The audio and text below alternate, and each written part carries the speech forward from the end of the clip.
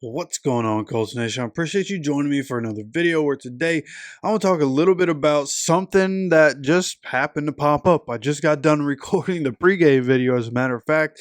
And I look at my phone, and all of a sudden, boom, Daniel Jones has been released by the New York Giants, which isn't shocking. He had a press conference a couple days ago. Sounded like his message was like, hey, I'm out of here. I'm done. And obviously, all signs pointed to that happening, right? They put him basically as a safety on the scout team, essentially, is what I heard. So just know that in the description, there's a link for Green Gridiron where you can get mini helmets or authentic NFL helmets, okay? And make sure to use the discount code INDSYN at checkout and use that referral code down in the description so that they know I sent you, okay? So again, go to the description. Holiday season coming up. Mini helmets, mini helmet accessories, helmet accessories, whatever the case may be. You want it for you, your man cave, a loved one, whatever the case is. Mini helmets and authentic NFL helmets can be found on Green Gridiron. The link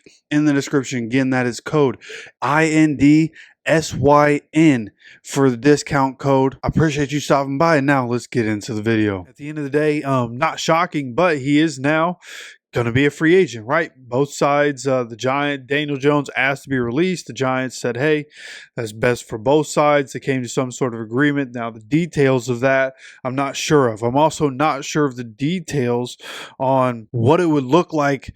And there is a tweet here, just as I'm going to say this. I look at my phone. Adam Schefter said Daniel Jones will now go on waivers, but due to his contract, he is fully expected to clear and become a free agent. So if he gets waived, then if somebody were to waive him, they would have to pick up his contract. That's not going to happen. So he's going to become a free agent. And then it's really his pick on what he wants to do, right? And in the process, the Giants are going to be taking on over $20 million in dead money by releasing Daniel Jones. But nonetheless, he's going to become a free agent at that point. Like, just to get him in a building somewhere, right? What would it take? And is Daniel Jones just going to try to say, hey, you know what? I'm not worried about it this year. I'm going to go do something else, which would be fine, right? I mean, you look at we have Joe Flacco already. We have Sam Ehlinger on the team. We have Jason Bean. So I'm not sitting here saying that the Colts should go get Daniel Jones right now. Like, what would be the point for us to go get him right now? But I do think it's an interesting conversation to start for the future of what's it going to be, right? Sam, I believe, gone after this year, right? Joe Flacco, obviously not going to be back, especially after the way he played for us, the way the team responded to him playing. There's just no way Joe Flacco is going to come back here as a backup for AR. Good chance he retires anyways. And obviously, I think a lot of us, me included, think that Jason Bean can be really good, and think that Jason Bean could be a long-term backup for AR. I'm not ruling that out. I'm not saying that shouldn't happen. I'm just sitting here looking at options, and it's like, man, you get Daniel Jones, who, for everything you want to say about him, right, 24 and 44 and 1 as a starter in the NFL. This year, 2-8 as a starter for the Giants. Now, the Giants, in his time, that has been some of the worst roster construction I've ever seen for most of his career. Not re-signing Saquon, franchise malpractice. What they are doing over there is mind-boggling. Okay, for years, it's just like, what are you thinking? You got this quarterback, and then you pay the quarterback.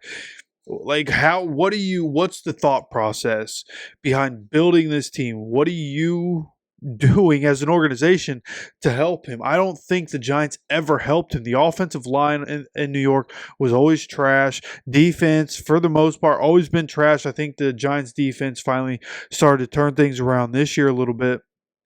But for the most part, the Giants have been buns. Right, that's why Daniel Jones 2-8 as a starter. He's a quarterback, but the rest of that team has been buns. And then they let Saquon go. Right, obviously some of this falls on Brian Daboll. He comes in and from Buffalo, where he had a lot of success with Josh Allen, and now it just seems like, hey, maybe Josh Allen was just built different and able to come into his own. Whatever the case is, Daniel Jones just never able to really round into form. And Daniel Jones got the contract he did because there was a season where he stayed healthy. He was able to perform very well for most of the season. He wasn't like MVP conversation or anything. Giants weren't incredible, but he played well enough to earn money. You saw development happen. But then the Giants do what the Giants do. They continue to not build a team around him. So I'm just sitting here. I've always kind of been a Daniel Jones fan, anyways. Just want to see him do well. I think a lot of people doubted him coming out, but you've always seen the potential, and I think with the right coaching, you'd be able to really get him to hone in on the things he needs to fix. And what better place to do that than with Shane Steichen, which I feel like could draw Daniel Jones in with the way Shane Steichen has coached Anthony Richardson. As long as we continue to see development from Anthony Richardson, right, and continue to see growth, it could be enticing for Daniel Jones to come in, for 1 year, 2 years, whatever it may be, just to get coached under some coaches that'll really take the time to develop him. And obviously this is going to be a humbling experience, just like we talked about with AR, right?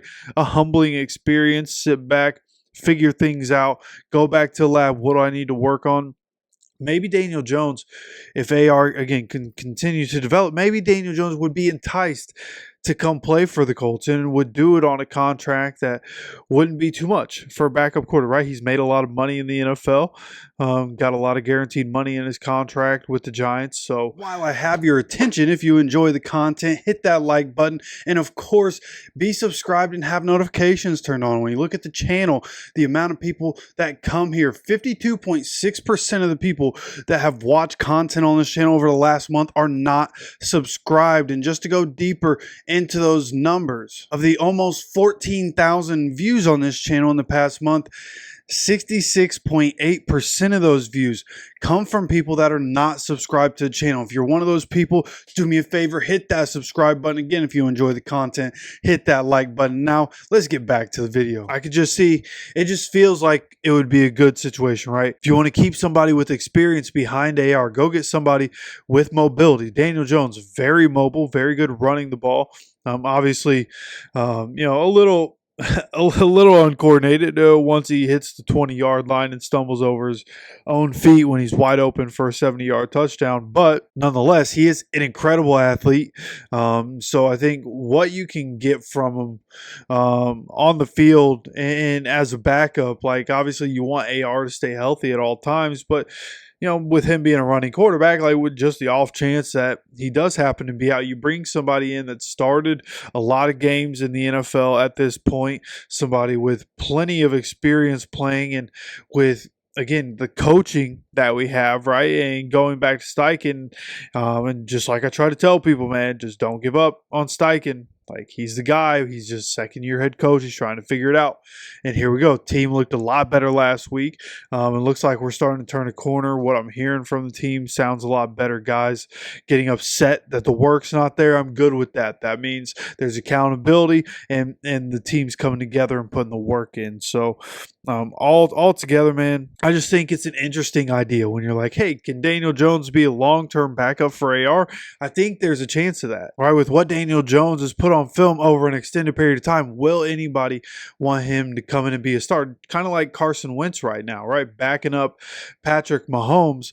But there isn't anybody in the league that really wants him to come in and be a starter. Like, is Daniel Jones already in that spot? Can we get in a position where we, get Daniel Jones in the building for a couple years and get him good coaching, and then he goes as a free agent to some team that's quarterback needy for, fairly cheap contract and ends up balling out, right? And kind of resurrects his career when he's not playing for an organization that is failing.